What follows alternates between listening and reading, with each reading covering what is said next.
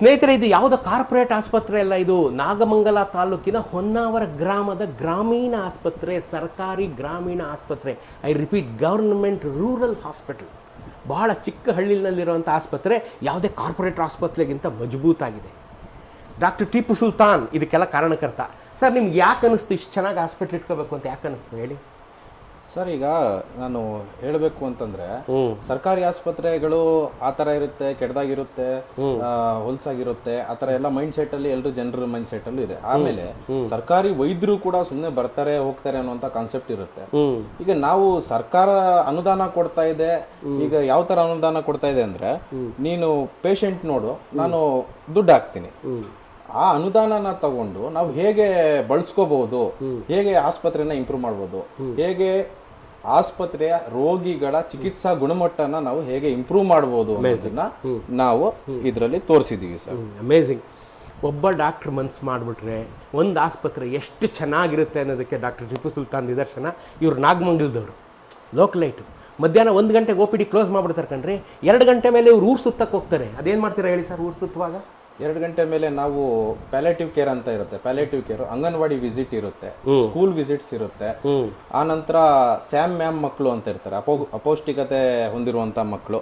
ಅವರ ಮನೆಗೆ ಹೋಗಿ ನಾವು ಪೇಷಂಟ್ಗಳನ್ನ ನೋಡಿ ಬರಬೇಕಾಗಿರುತ್ತೆ.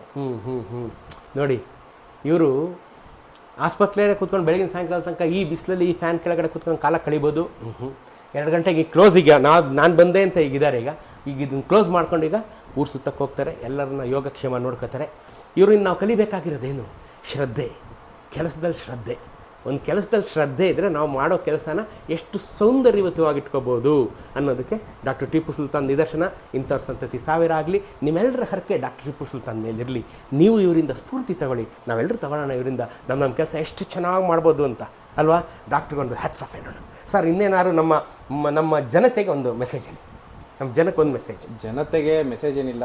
ಈಗಿನ ಸಿಚುವೇಶನ್ ಅಲ್ಲಿ, ಈಗಿನ ಸರ್ಕಾರ ಕೊಡುತ್ತಿರುವಂತಹ ಸವಲತ್ತುಗಳಲ್ಲಿ ನಾವು ಆಸ್ಪತ್ರೆಯನ್ನ ಹೇಗೆ ಇಂಪ್ರೂವ್ ಮಾಡಬೇಕು ಅನ್ನೋದನ್ನ ಮಾಡಿದೀವಿ. ಇದಕ್ಕೆ ನಮ್ಮ ಪಂಚಾಯಿತಿ, ನಮ್ಮ ರೋಗಿಗಳು, ನಮ್ಮ ಆಸ್ಪತ್ರೆಯ ಸಿಬ್ಬಂದಿ, ನಮ್ಮ ಮೇಲಧಿಕಾರಿಗಳು ಮುಖ್ಯವಾಗಿ ಅವರ ಸಹಕಾರದಿಂದ ನಾವು ಇಷ್ಟು ಮಾಡಿದೀವಿ. ಮುಂದುವರೆದು ಮುಂದಿನ ದಿನಗಳಲ್ಲಿ ಈ ಸೇವೆಗಳಾಗ್ಲಿ ಎಲ್ಲ ಡಿಜಿಟಲೀಕರಣ ಆಗ್ತಾ ಇದೆ. ಇನ್ನು ಒಳ್ಳೆಯ ಸೇವೆ ಗ್ರಾಮೀಣ ಮಟ್ಟದಲ್ಲಿ ಸಿಗುತ್ತೆ ಅನ್ನೋದು ನನ್ನ ಆಶಯ. ನೋಡ್ರಿ ಇದೇ ಸ್ಫೂರ್ತಿ ಕಣ್ರಿ. ನಮಗೆ ಫ್ಯೂಚರೇ ಇಲ್ಲ ಅಂತ ಮನಸ್ಸಲ್ಲಿ ನಂಗೆ ಬೇಜಾರಾಗ್ಬಿಡ್ತಾ ಇರುತ್ತೆ.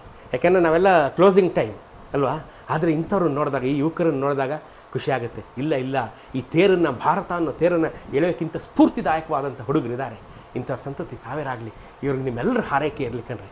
ಇವ್ರನ್ನ ನೀವು ಸ್ಫೂರ್ತಿಯಾಗಿ ತಗೊಳ್ಳಿ, ರೋಲ್ ಮಾಡಲಾಗಿ ತಗೊಳ್ಳಿ ಅಲ್ವಾ? ಇವರು ಎಲ್ಲರೂ ಸಿಗ್ತಾರೆ ನಿಮಗೆ. ಬೆಂಗಳೂರು ಕಡೆ ಬಂದಾಗ ಸಿಗ್ದಾಗ ಮಾತಾಡಿಸ್ರಿ, ಬೆಂತಟ್ರಿ ಅಲ್ವಾ? ಸ್ನೇಹಿತರೆ, ಈ ಆಸ್ಪತ್ರೆಯನ್ನು ಕಾರ್ಪೊರೇಟ್ ಆಸ್ಪತ್ರೆಗಿಂತ ಚೆನ್ನಾಗಿ ಇಟ್ಕೊಂಡಿರ್ತಕ್ಕಂಥ ಈ ಸಿಬ್ಬಂದಿಯನ್ನು ನೀವು ನೋಡ್ತಾ ಇದ್ದೀರಾ. ಇವರೆಲ್ಲರಿಗೂ ಒಂದು ಹ್ಯಾಟ್ಸ್ ಆಫ್ ಹೇಳಬೇಕು ನೀವು. ಇವರೆಲ್ಲರಿಂದ ನೀವು ಸ್ಫೂರ್ತಿ ತಗೋಬೇಕು. ಇಷ್ಟು ಚೆನ್ನಾಗಿ ಆಸ್ಪತ್ರೆಯನ್ನು ಇಟ್ಕೊಂಡು ಹಗಲು ರಾತ್ರಿಗಳನ್ನು ಒಂದು ಮಾಡಿ ತಮ್ಮ ಮನೆ ಕೆಲಸ ಅಂತ ದುಡಿತಾ ಇರತಕ್ಕಂಥ ಇಂಥ ಸರ್ಕಾರಿ ಸಿಬ್ಬಂದಿಗೆ ಒಂದು ಹ್ಯಾಟ್ಸ್ ಆಫ್. ಇವ್ರಿಗೆ ನೀವು ಸಹ ನಿಮ್ಮ ಹೃದಯಾಂತರಾಳದ ನಮಸ್ಕಾರಗಳನ್ನು ಇವ್ರಿಗೆ ನೀವು ಸಲ್ಲಿಸಬೇಕು. ಇಂಥವರಿಂದ ನೀವು ಸ್ಫೂರ್ತಿ ತಗೋಬೇಕು.